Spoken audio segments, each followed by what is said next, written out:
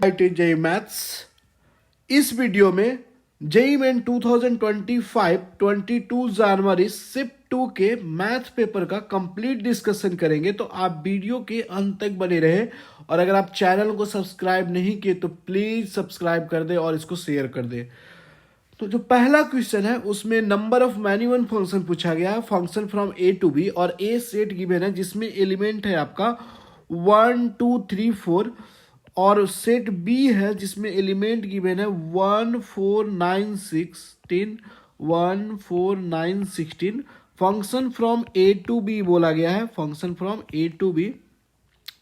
तो हमें पता है कि मैनी वन फंक्शन होता क्या है। तो वैसा फंक्शन जो वन वन नहीं होता वो मैनी वन होता है।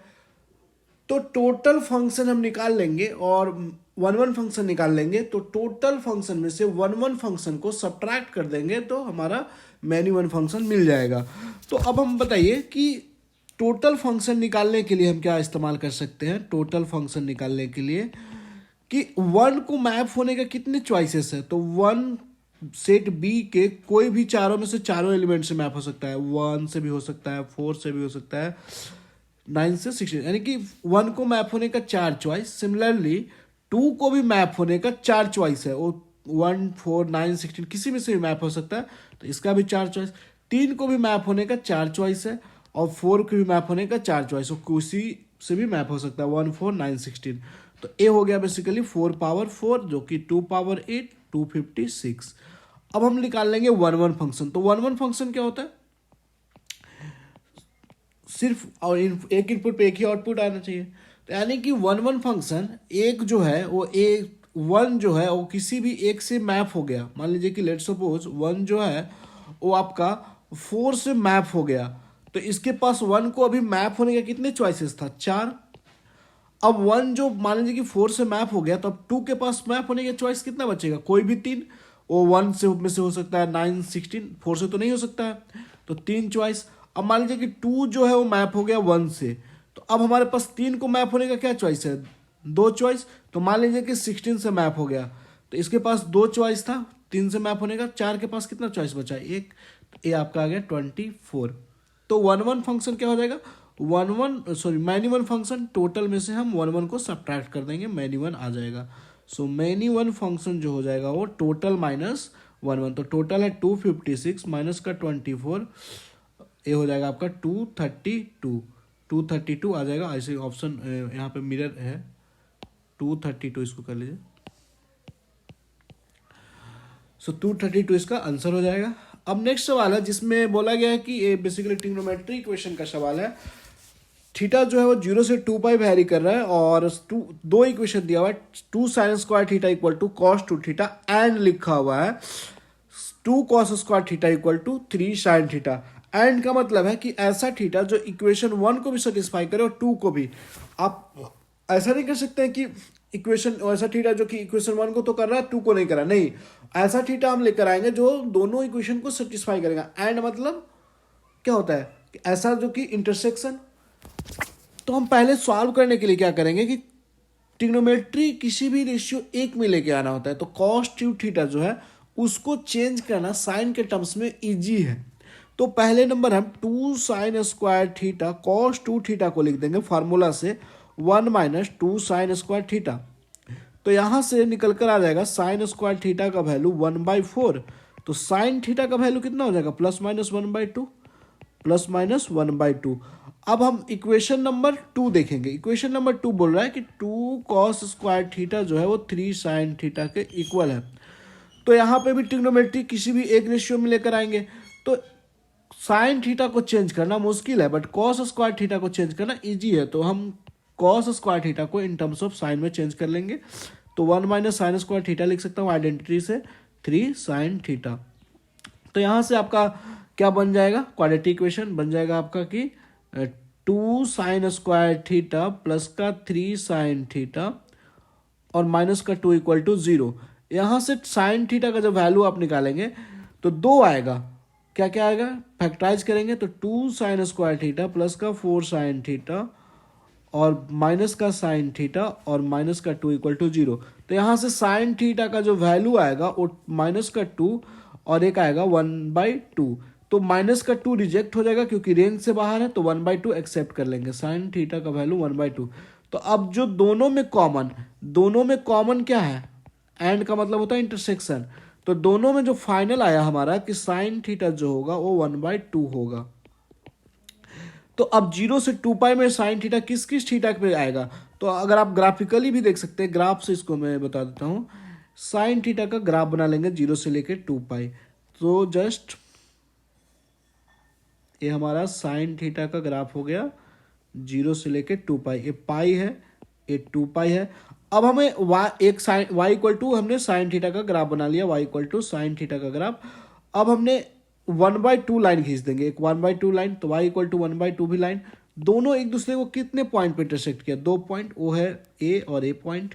तो इस किस वैल्यू पे पाई/1/2 आता है, तो पाई/6 और पाई-पाई/c, ये वैल्यू हो जाएगा 5 तो sum of all the possible theta पूछा था, तो आंसर कितना हो जाएगा पाई/6 प्लस पाई/6। नेक्स्ट सवाल है, ये बेसिकली बहुत ज़्यादा ट्रेंडिंग क्वेश्चन है, जेईई मेंस का चल रहा है बहुत सालों से। तो इसमें क्या क्या यूज होगा, ए डिटर्मिनेंट ऑफ ए 1/2 दिया हुआ है, ट्रेस ऑफ ए 3 दिया हुआ, बी इक्वल टू एडजॉइंट है।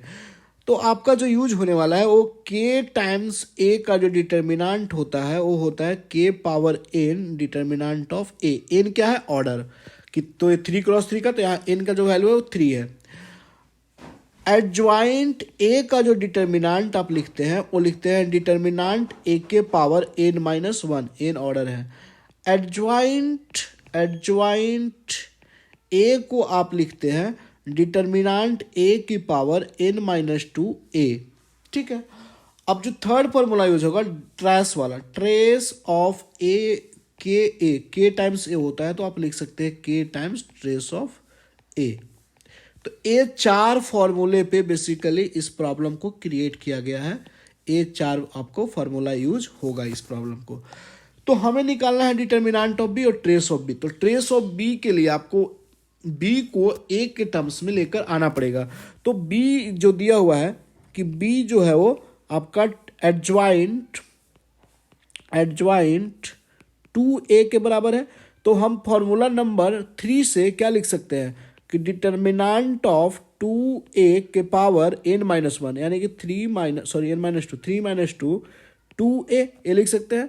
अब यहाँ से हो गया determinant of 2a into 2a। अब डिटर्मिनेंट ऑफ 2 फॉर्मूला नंबर 1 पे जाएंगे तो 2 के पावर n यानी कि 2 के power 3 determinant of a 2a। अब डिटर्मिनेंट ऑफ ए हो गया 8 और डिटर्मिनेंट ऑफ ए 1/2 इंटू का 2 और ए, ये कितना आ जाएगा 8a, यानी कि b जो है वो 8 टाइम्स a है।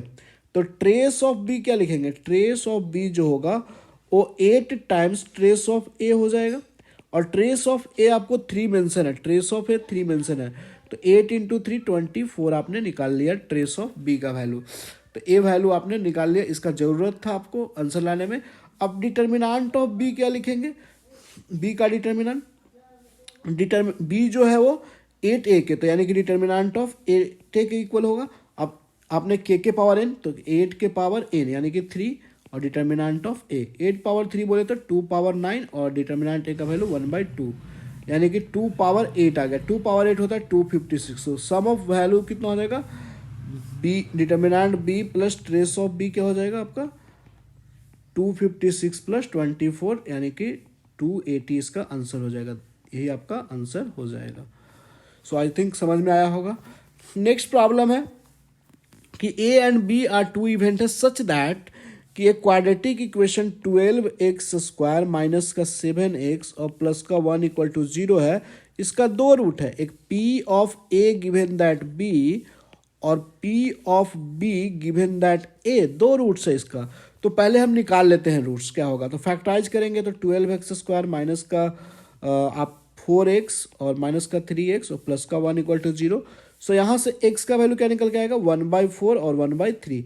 तो किसी को भी आप यहाँ पे बोला नहीं, हो सकता है कि स्पेसिफाई किया होगा कौन बड़ा है कौन छोटा है, तो वहाँ से डिजेक्ट कर सकते थे किसको क्या लेना है।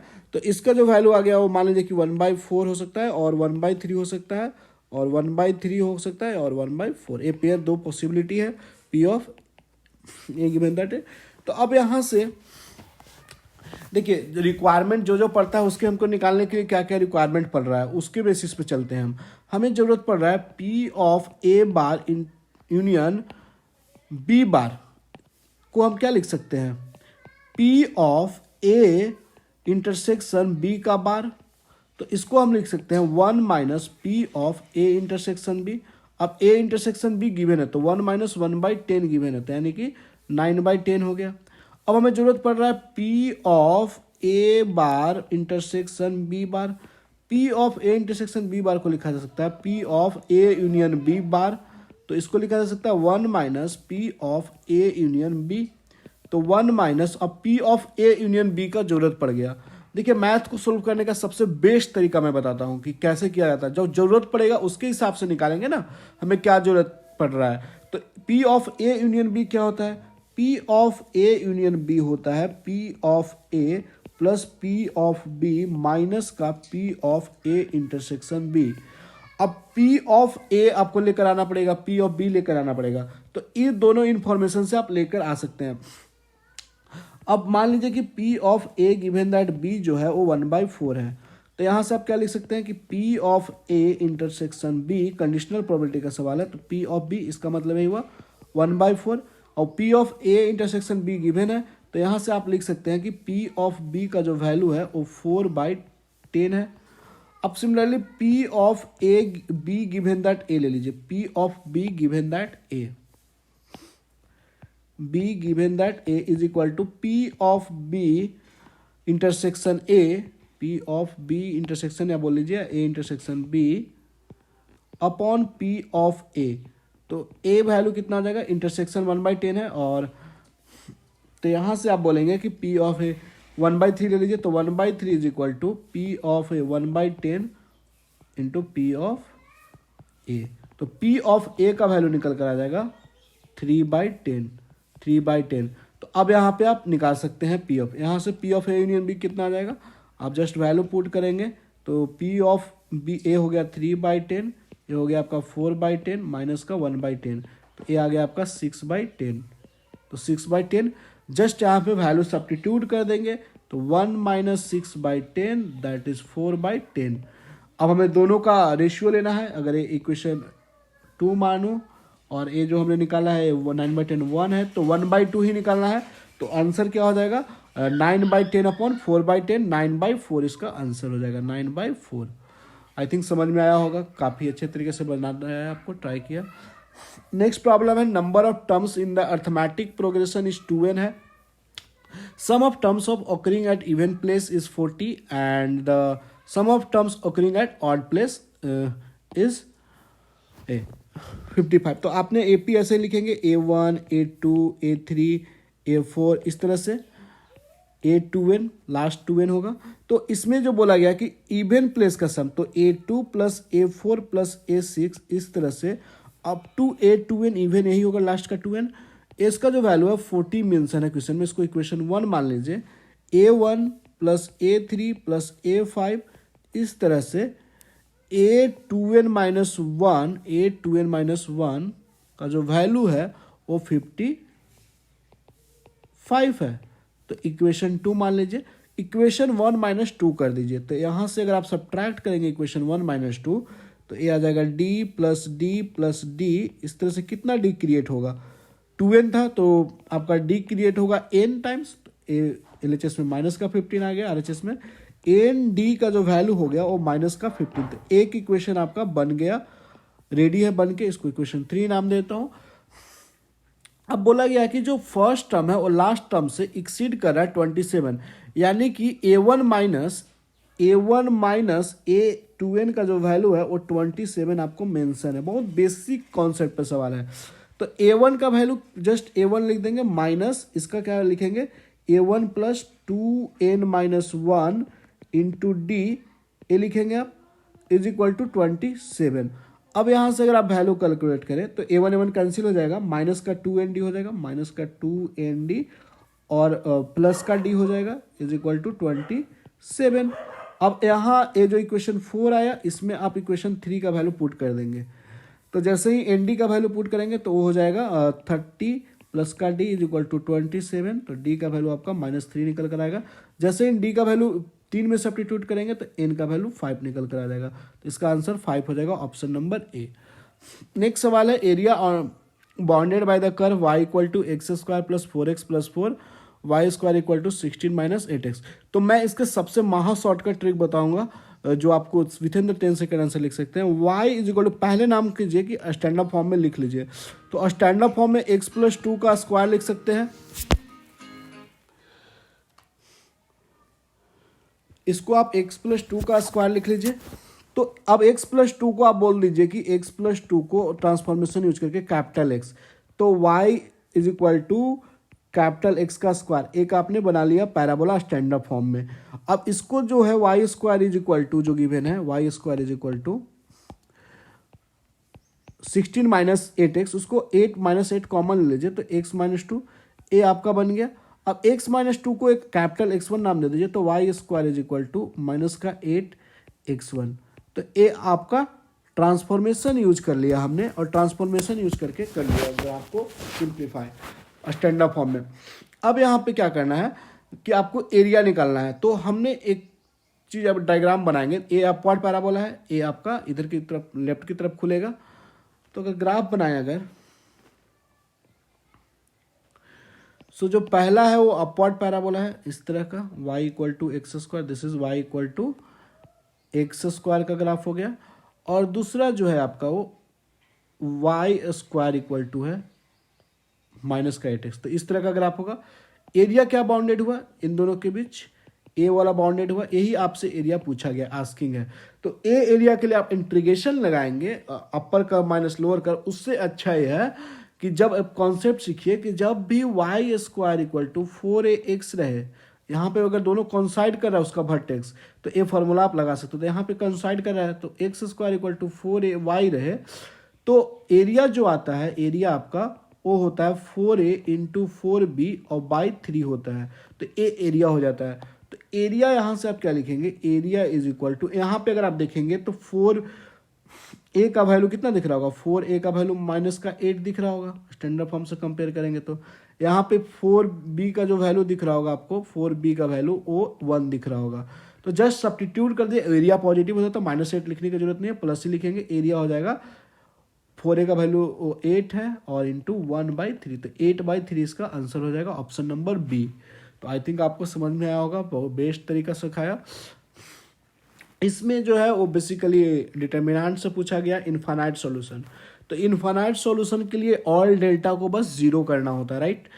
Delta equal to 0, delta 1 delta 2 या डेल्टा 3 बोले, या delta x delta y delta z, all delta must be 0, then हमारा इनफाइनाइट सॉल्यूशन आता है, delta z is equal to 0। तो ए आप करेंगे तो मिल जाएगा।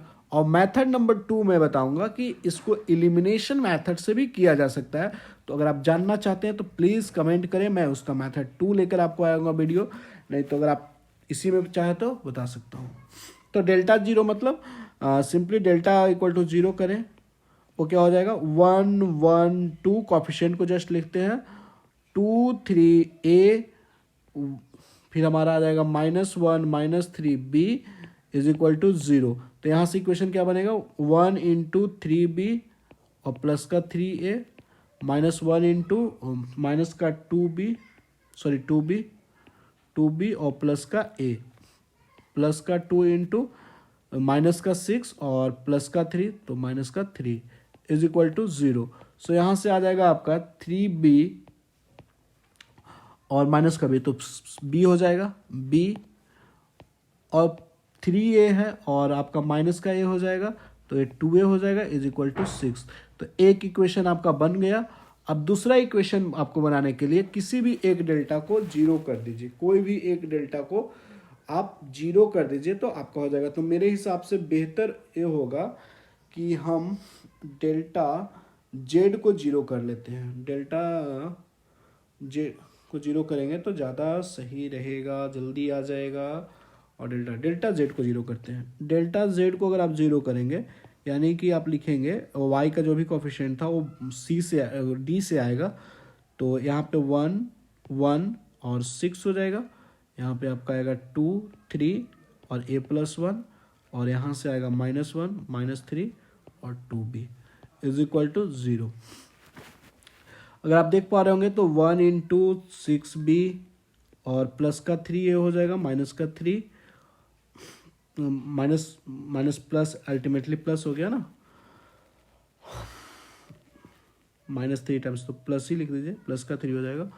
और ए हो गया -1 इंटू -4b और minus minus plus plus a plus 1 plus 6 into -6 और +3 सो -3 इज इक्वल टू 0। यहाँ से एक इक्वेशन बनेगा 6b में से 2b गया यानी कि 4b 2b और 3a में से गया आपका a, तो आपका 2b बना 2a और इज इक्वल टू क्या बनेगा, यहाँ से 3 और यहाँ से -1 तो 2 और माइनस का 18 तो माइनस का 16 इज इक्वल टू 0, ठीक है ना। 17 माइनस में बन रहा है, सॉरी 19 और 3 सब्ट्रैक्ट तो 16, ठीक है।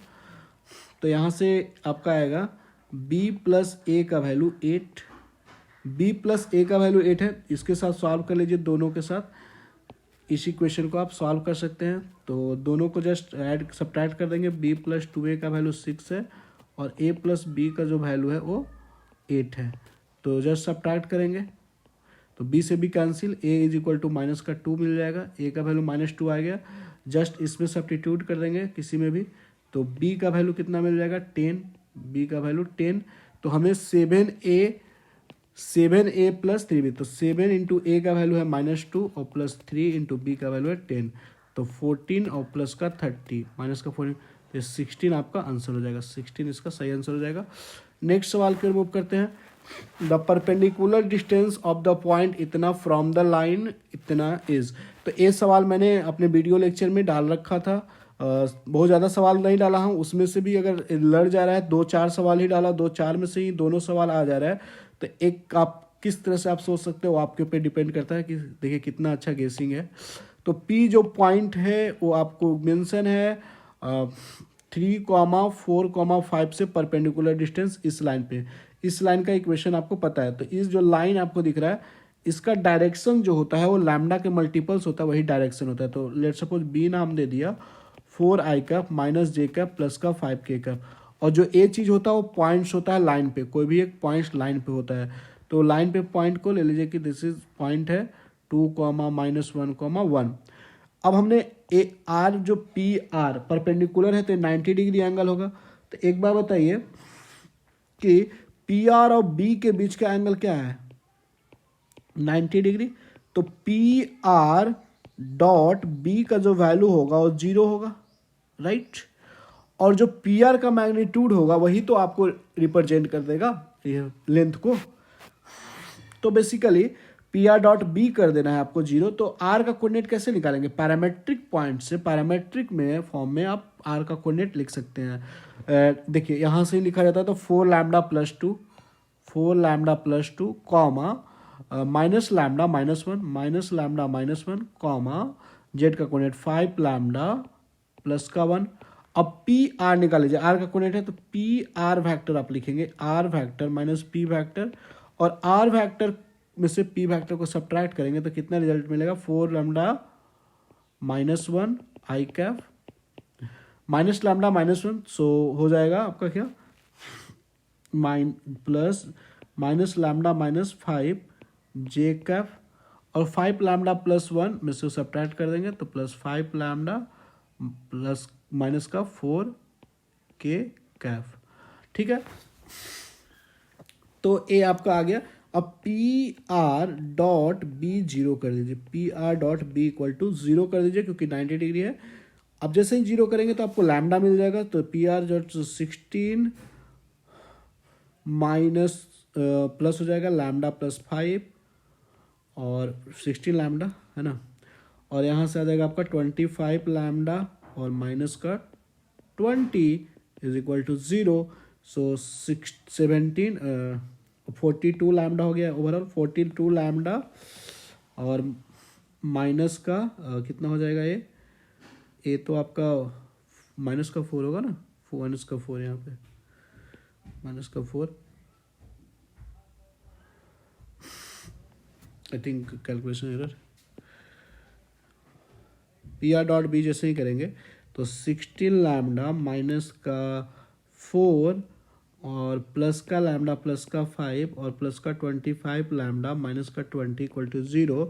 तो यहाँ से आ जाएगा आपका 1742 लैम्डा और माइनस का 19 इज इक्वल टू 0। तो लैम्डा का वैल्यू निकल कर आ गया 19/42। जस्ट लैम्डा का वैल्यू पी आर में पुट कर दीजिए, जो पी आर है, और उसका मैग्नीट्यूड ले लीजिए, आपका आंसर आ जाएगा। नेक्स्ट सवाल है हमारे पास बाइनोमियल इक्वेशन का, जिसमें कॉफिशिएंट पे बेसिकली पूछा गया सवाल।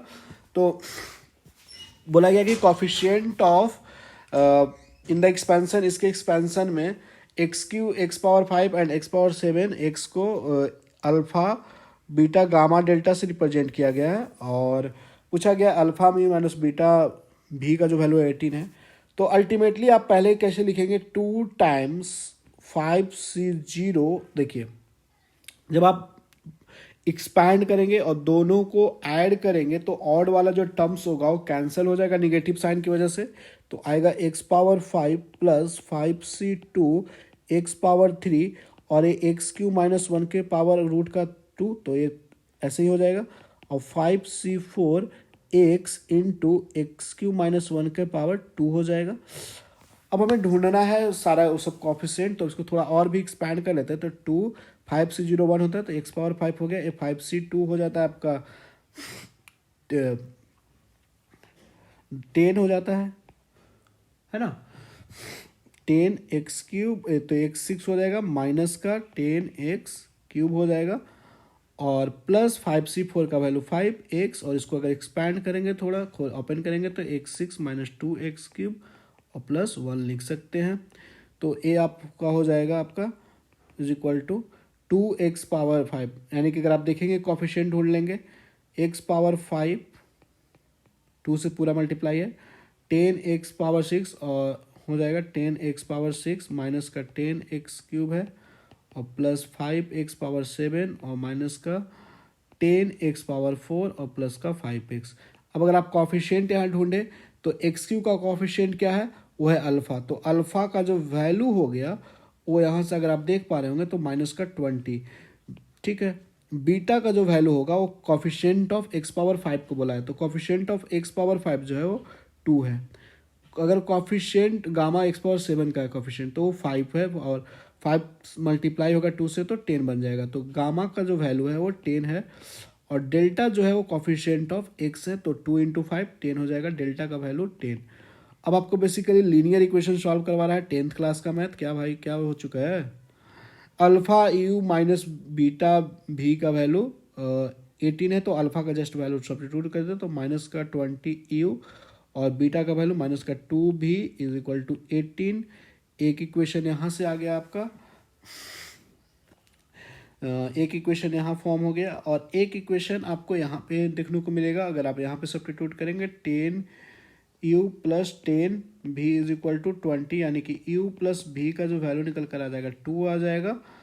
और जस्ट यहाँ पे आप सब्स्टिट्यूट कर देंगे तो सॉल्व कर लेंगे तो हो जाएगा, यानी कि 2 से इसको मल्टीप्लाई कर दीजिए, 2u प्लस 2v का वैल्यू 4, ये इक्वेशन 2 मान लीजिए, इक्वेशन 1 मान लीजिए, और दोनों को अब ऐड कर दीजिए। जैसे ही ऐड करेंगे तो माइनस का 16u हो जाएगा, माइनस का 16u, और u प्लस b ही पूछा था तो इसका डायरेक्टली आंसर 2 हो जाएगा। अब कैलकुलेट करने की भी ज़रूरत नहीं है, तो आंसर इसका 2 हो जाएगा।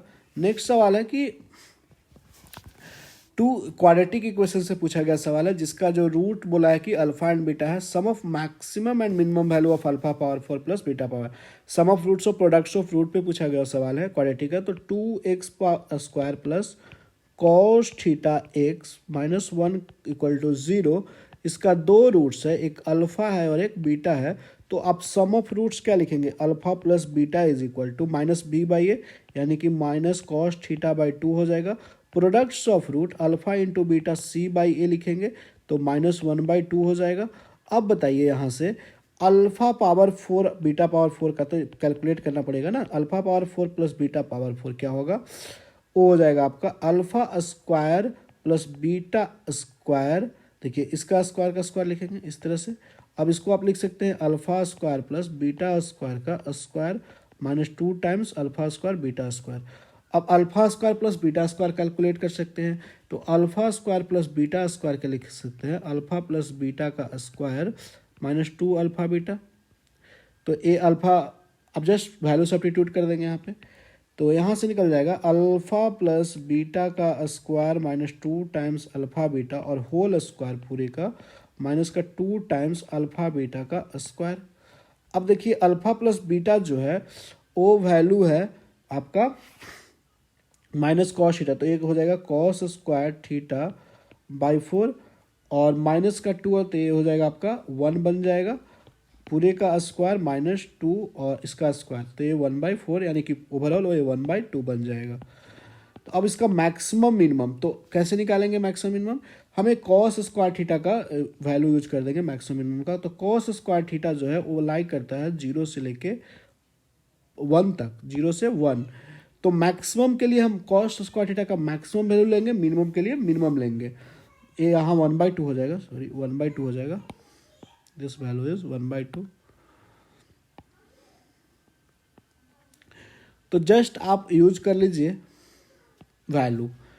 So alpha power 4 plus beta power 4 का मैक्सिमम जो वैल्यू होगा, मैक्सिमम वैल्यू उस टाइम लेंगे जब कॉस थीटा का वैल्यू 1, तो 1 सब्स्टिट्यूट करेंगे तो 1/4 प्लस 1 का स्क्वायर माइनस 1/2, ये हो जाएगा 25/4 माइनस का 1/2। अब alpha power 4 plus beta power 4 का मिनिमम वैल्यू चाहिए, तो आपको करना होगा कॉस स्क्वायर थीटा को 0 पुट, तो 1/1 का स्क्वायर माइनस का 1/2, ये 1/2 आ गया। तो अब दोनों का एडिशन पूछा है, तो आंसर क्या हो जाएगा 25/4 आंसर हो जाएगा, तो 24/4 इसका सही आंसर हो जाएगा।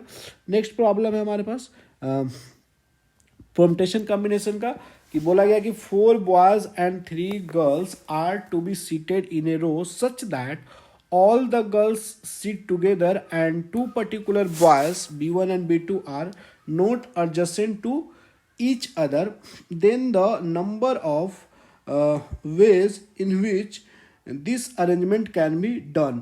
तो एक बार बताइए कैसे करेंगे इस प्रॉब्लम को। तो पहले बोला गया कि 4 गो बॉयज़ हैं, 4 बॉयज़, तो मान लीजिए कि b1 b2 b3 b4 4 boys हैं, G1 G2 G3 3 गर्ल हैं। इन लोग बोल रहे कि भाई गर्ल्स जो है ना वो तीनों साथ ही में बैठेंगे, तो उनको एक डब्बा में वो बोल रहे कि नहीं हम तो अलग अलग नहीं बैठ सकते, हम तो एक ही, हम लोग तीनों मित्र हैं, तीनों साथ ही बैठेंगे, बस तीनों बैठेंगे तो साथ में बैठेंगे। चलिए जी, तो तीनों को हमने एक डब्बा में पैक कर दिया, आपको बैठा दिया। अब आपस में भले अरेंज हो सकते हैं इधर उधर, बट हम लोग बैठेंगे तो साथ में बैठेंगे। अब हम वो दोनों में दुश्मन है, B1 और B2 जो है वो दोनों दुश्मन है, तो यानी कि वो कभी भी एक साथ बैठना नहीं चाह रहा है, not adjacent to each other. तो चलिए हमको पहले जिस पे कंडीशन नहीं होता है उसको फिल करते हैं जी। तो कंडीशन किस पे नहीं है, तो कंडीशन B3 और B4 में है, तो इनको हम लोग बैठा दिए कि आप यहाँ पे बैठ जाइए, लीजिए आपका ये पोजीशन है। अब हम देखें कि वैकेंट प्लेस क्या बना, तो वैकेंट प्लेस हमारे पास 4 बैठा। तो जो भी एक बॉक्स में पैक कर देते हैं ना, तो बॉक्स में जो पैक करते हो उसको हम 1 यूनिट कंसीडर करते हैं। This is 1 unit, this is 1 unit, तो ओवरऑल 3 यूनिट। तो तीनों को आपस में अरेंजमेंट कितने तरीके से होगा, G1 जो है, G1 G2 G3 वो B3 के पोजीशन पे बैठ सकता था, B3 इसके पोजीशन पे, तो इस तरह से 3 फैक्टोरियल के फॉर्म में इनको अरेंजमेंट किया जाएगा। अब हमारे पास बात रहा इसका, आपस में गर्ल्स को भी 3 फैक्टोरियल से अरेंज किया जाएगा। ये जो गर्ल्स हैं वो तीनों 3 तरीके से अरेंजमेंट होगा, तो इनटू का 3 फैक्टोरियल। अब हमारे B1 B2 भैया साहब को बैठाना है, इन दोनों को बैठाना है, दुश्मन है। तो बोले कि कोई भी 4 गो वैकेंट प्लेस है, उसमें से कोई में भी बैठेंगे आप लोग, कहीं पे बैठिए, साथ में नहीं बैठ पाइएगा। हमने आपको ऐसा ही बना दिया है। तो हम क्या करेंगे कि 4 जो वैकेंट प्लेस है उसमें से कोई 2 सेलेक्ट कर लेंगे बैठाने के लिए। 4C2 सिलेक्शन का हो गया। अब उनको अरेंज, जो सेलेक्ट कर ले उनको अरेंज करने का कितना तरीका होगा, 2 फैक्टोरियल। तो ओवरऑल कितना निकल जाएगा, ये 3 फैक्टोरियल 6 होता है, ये भी 6 होता है, और ये 4C2 का जो वैल्यू होता है वो आपका 6 होता है, और इनटू का 2, तो ये आ जाएगा 432। तो 432 ऑप्शन नंबर ए इसका सही हो जाएगा। नेक्स्ट प्रॉब्लम है कि ए और बी जो है 2 यूनिट फैक्टर है such that angle between A and B जो है वो π/3 है, और बोला गया कि लैम्डा A + 3B और and 2a plus lambda B are perpendicular to each other, यानी कि इनके दोनों के बीच का जो एंगल है वो 90 डिग्री है। जब दो वेक्टर के बीच का एंगल 90 डिग्री होता है तो डॉट प्रोडक्ट का वैल्यू 0 होता है, राइट। तो डॉट प्रोडक्ट को बस यहाँ पे 0 करना है। अब यहाँ पे एक इन्फॉर्मेशन दिया हुआ है A and B two unit vector, यानी कि मैग्नीट्यूड ऑफ ए का वैल्यू 1 है, मैग्नीट्यूड ऑफ बी का जो वैल्यू है वो 1 है, और एंगल बिटवीन जो ए और बी है उनके बीच का जो एंगल है वो 60 डिग्री मेंशन है। तो ए डॉट बी आप क्या लिखेंगे, ए डॉट बी आप लिखेंगे magnitude of A magnitude of B cos पाई/3 60 डिग्री। तो ए आ जाएगा 1 × 1 × 1/2, तो ये 1/2 निकल कर आ जाएगा। अब आपको डॉट प्रोडक्ट 0 करना है, यानी कि lambda times A vector plus 3b vector dot 2a plus lambda times B vector is equal to 0। जैसे ही अगर आप डॉट को 0 करेंगे तो कितना मिलेगा, lambda times 2 lambda times A dot A magnitude of A का स्क्वायर तो 1 हो जाएगा, plus lambda lambda lambda square A dot B, A dot का बी का वैल्यू है 1/2 सब्स्टिट्यूट कर दीजिए, प्लस 6a डॉट बी, तो 6a डॉट बी का value 1/2 plus 3 lambda B magnitude of B का स्क्वायर, तो 3 लैम्डा हो जाएगा इज इक्वल टू 0। यहाँ से क्वाड्रेटिक इक्वेशन क्या बन के आ रहा है, ये हो गया 5, ये 3 कर दीजिए, ये हो गया आपका 2 लैम्डा और इधर 3 लैम्डा 5। सो लैम्डा स्क्वायर प्लस का 6 लैम्डा और प्लस का 10 सॉरी लैम्डा स्क्वायर प्लस का 10 लैम्डा होगा ना, 10 लैम्डा 3 × 2 5, तो 10 लैम्डा और प्लस का 6 इज इक्वल टू 0। तो एक क्वाड्रेटिक इक्वेशन के जो भी लैम्डा पॉसिबल मिलता है उसका प्रोडक्ट्स पे जाता है। क्वाड्रेटिक इक्वेशन का मान लेते हैं कि लैम्डा 1 और लैम्डा 2 रूट्स है, तो lambda 1 into lambda 2 products of root c/a होता है, तो 6 इसका आंसर हो जाएगा, 6/1, तो 6 इसका करेक्ट आंसर हो जाएगा। नेक्स्ट प्रॉब्लम है बेसिकली एप्लीकेशन ऑफ डेरिवेटिव्स से पूछा गया है, extremum point, number of extremum point पूछा गया, यानी कि नंबर ऑफ एक्सट्रीमम पॉइंट निकालते क्या, जहां पे f' 0 होता है वही हमारा एक्सट्रीमम पॉइंट होता है, क्रिटिकल पॉइंट। तो अब ये जो इंटीग्रेशन किया गया वो वेरिएबल लिमिट में है, तो जब वेरिएबल लिमिट में होता है तो हम यहाँ पे लैबनिज रूल्स का यूज करते हैं, न्यूटन्स लैबनिज रूल को डिफ्रेंशिएट करने का रूल्स से, तो उसको भी मिक्स कर लिया। तो f' तो हमें निकालना ही है, f' 0 करना है, उससे हमें पॉइंट पता चलता है कि कहाँ पे मैक्सिमम मिनिमम होगा। तो f' क्या हो जाएगा, हम क्या करते हैं कि t जो है उसको जगह पे जो लिमिट होता है उसको सब्स्टिट्यूट कर देते हैं, तो t के जगह हम x² को सब्स्टिट्यूट करेंगे, तो x² के स्क्वायर माइनस 8x² प्लस का 15 हो जाएगा, और जो लिमिट हमारा है उसका डिफ्रेंसिएशन करते हैं, तो d/dx x², d/dx x² करेंगे अपॉन e⁻x², ठीक है जाएगा, और फिर हम अपर लिमिट को पुट लोअर लिमिट को पुट करेंगे और उसका डिफ्रेंसिएशन करेंगे तो अल्टीमेटली 0 आ जाएगा, तो पूरा 0 अब इज इक्वल टू 0। यहाँ से हमारा क्या मिल कर आएगा, 2x हो जाएगा इसका डिफ्रेंसिएशन ये वैल्यू 2x होगा, 2x इंटू इसका जो अगर आप फैक्टराइज करें तो x⁻4 है, x⁻4 इसको तोड़ लीजिए, माइनस का 5x² माइनस का 3x² और प्लस का 15 में ब्रेक डाउन कर दीजिए इज इक्वल टू 0। नीचे वाला 0 नहीं हो सकता है क्योंकि डिनोमिनेटर में है, अनडिफाइंड हो जाएगा। तो यहाँ से आपको क्या मिलेगा, 2x इंटू इसको फैक्टराइज करेंगे तो x² minus 5 into x² minus 3 is equal to 0। यहाँ से आपको मिलेगा 2x into x plus √5 into x minus √5 x plus √3 into x minus √3 is equal to 0। So x का वैल्यू यहाँ से क्या क्या मिल रहा है, x का वैल्यू आपको मिल रहा है 0 √3 √5 माइनस √3 माइनस √5। इसको नंबर लाइन पे प्लॉट करिए, अब यही पॉइंट होगा जहाँ पे मैक्सिमम मिनिमम होगा, एक्सट्रीमम पॉइंट। तो अगर आप साइन भी चेंज नहीं हो रहा तो 5 पॉइंट्स जो होगा वहाँ पे एक्सट्रीमम पॉइंट होगा, तो 5 इसका करेक्ट आंसर हो जाएगा। अगर आप जानना चाहते हैं तो आप ग्राफ्स इसको मैं नंबर लाइन पे प्लॉट करके आपको दिखाता हूँ कि कहाँ पे मैक्सिमम मिनिमम आएगा। तो अगर आप नंबर लाइन पे पॉइंट को डोनेट करें तो ये आपका √5 होगा, दिस इज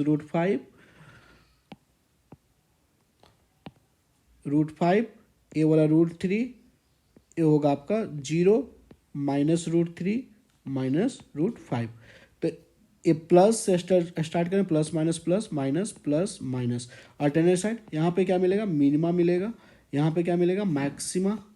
देखिए ये चेंज हो रहा है, माइनस से प्लस जब होता है तो आपका मिनिमा मिलता है, प्लस से माइनस तो मैक्सिमा मिलेगा। यहाँ पे आपको मिनिमा मिलेगा, यहाँ पे आपको मैक्सिमा मिलेगा। प्लस से माइनस, यहाँ माइनस से प्लस हो रहा है, तो यहाँ पे आपको मिनिमा मिलेगा। तो टोटल नंबर ऑफ पॉइंट जहाँ पे मैक्सिमम मिनिमा मिल रहा है वो 5 पॉइंट हुआ, तो इसका आंसर 5 हो जाएगा। नेक्स्ट सवाल है कि if the mean deviation about the median for the number 3, 5, 7, 2K, 12, 16, 21, 24 arrange in the ascending order is 6, then the median is आपसे पूछा गया है। तो पहले नंबर क्या करना है कि आपको ये असेंडिंग ऑर्डर में दे दिया है, सजा दिया है कि उसको कोई टेंशन ही लेना नहीं है आपको। 2K, 12, 16, 21, 24। तो हमने मीडियन पढ़ा कि बीच वाला डाटा, तो यहाँ पे जो डाटा है, नंबर ऑफ डाटा जो है वो इवन है, तो हम 3 इधर से हटा लेंगे और 3 इधर से हटा लेंगे। जो बीच के होगा उसी का जो मीन आएगा वही हमारा मीडियन होगा, तो इसी के बीच में आएगा। तो बीच में क्या हो जाएगा 2K + 12/2, तो ये हो जाएगा K + 6। तो ए इंक्रीजिंग ऑर्डर में है, तो K + 6 से जो भी पहले वाला प्लेसेस है उस पर वो जो सारा चीज़ होगा वो इससे छोटा होगा। और मीन डेविएशन होता है मॉड, डिफरेंस लेते हैं ये जो मीडियन आता है उसका। तो आप क्या लिखेंगे, ये 6 जो दिया हुआ है कि मीन डेविएशन मिलेगा, तो 6 = लिखेंगे K + 6 - 3, क्योंकि हम ये बड़ा नंबर है, छोटा सब्ट्रैक्ट करें, मॉड लगा रहे हैं, तो अल्टीमेटली मॉड को पॉजिटिव से ही ओपन करना है।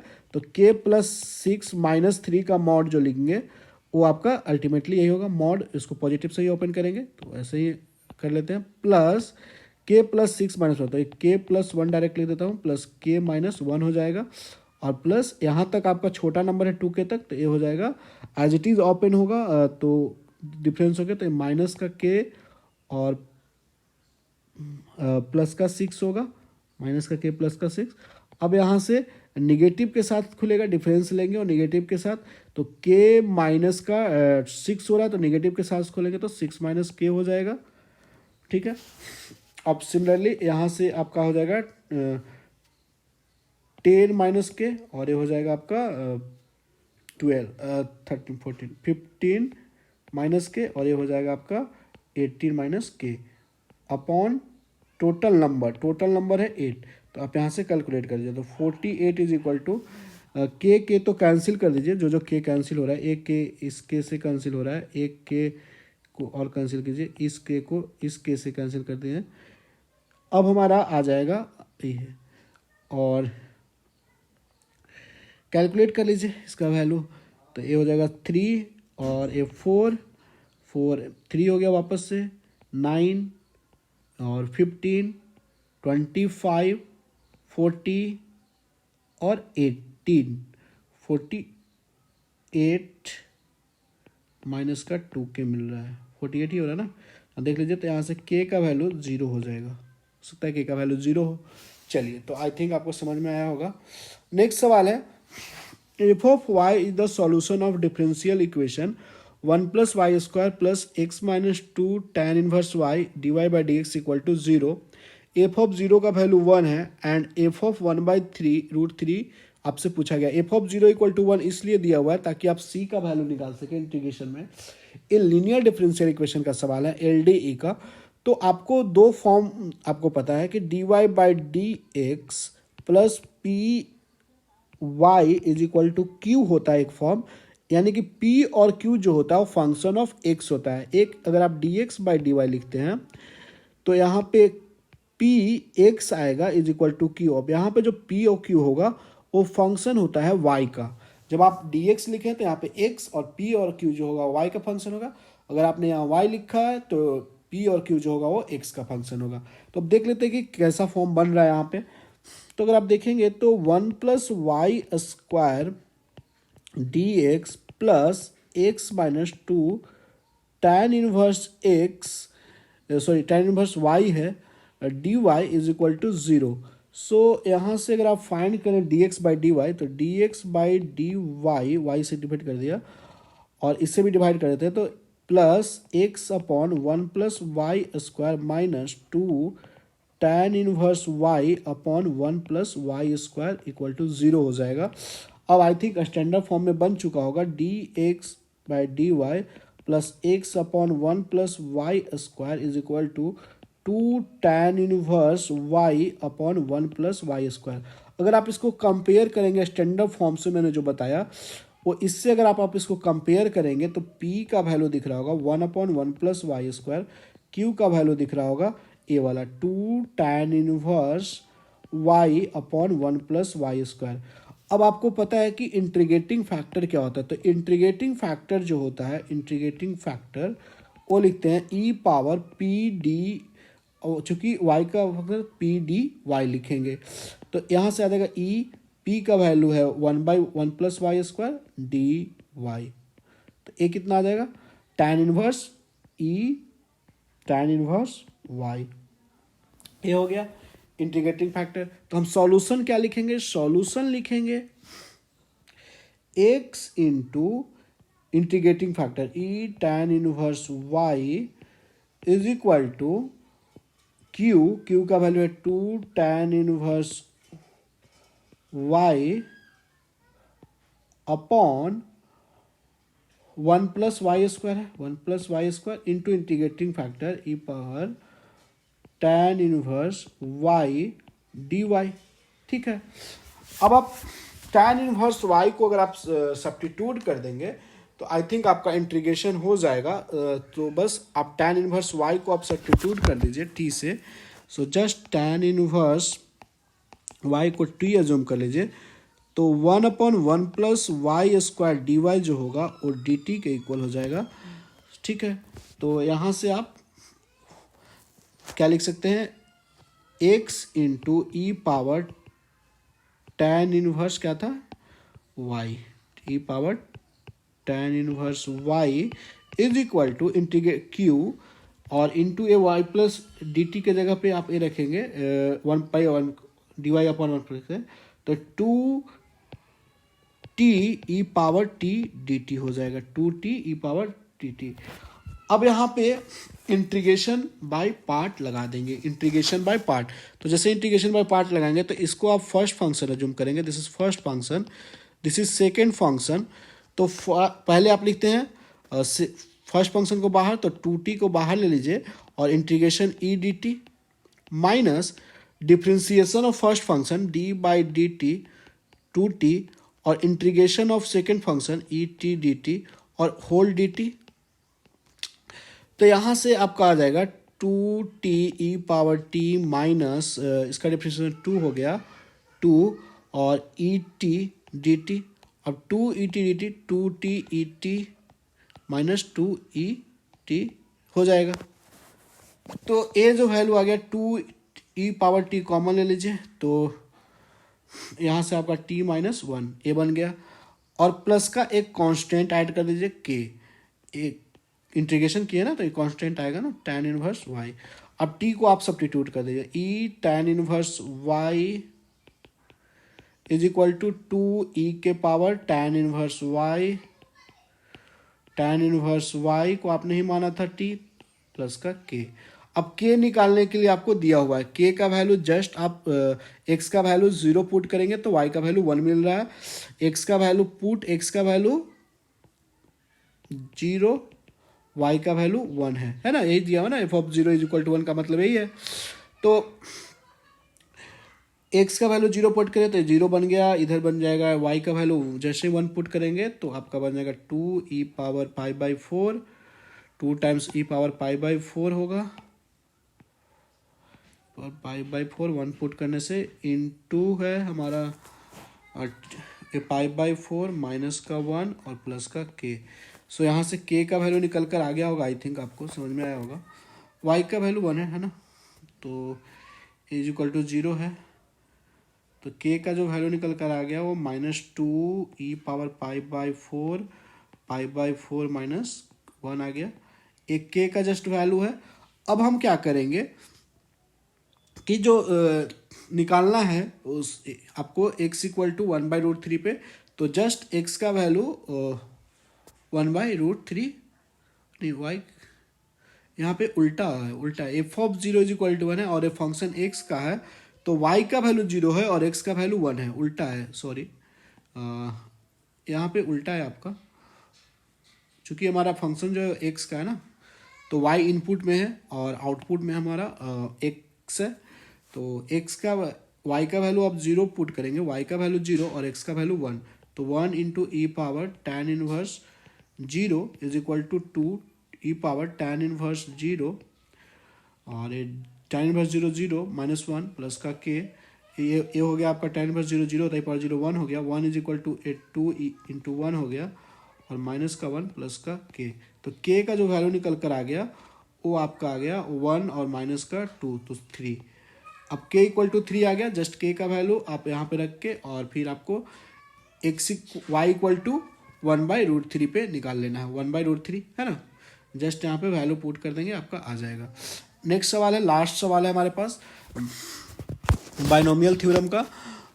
ये पिछले अथी में पूछा गया। तो पहले नंबर आपको पता है कि इसको स्प्लिट कर दीजिए। टी आर जो आप देख पा रहे हैं, टी आर वो है आपका are square 30CR into 30CR लिख दीजिए, दो बार है तो अब 30CR-1।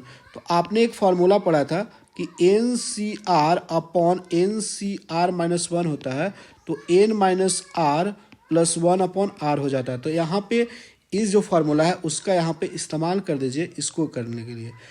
ए आप लिखेंगे r square into n minus n, यानी कि 30 माइनस आर और प्लस 1 अपॉन आर, इतने को हमने कन्वर्ट किया इंटू, अब हो गया 30CR। एक आर से एक आर को गायब कर दीजिए। अब ये 31 माइनस आर बन गया और ये 30CR,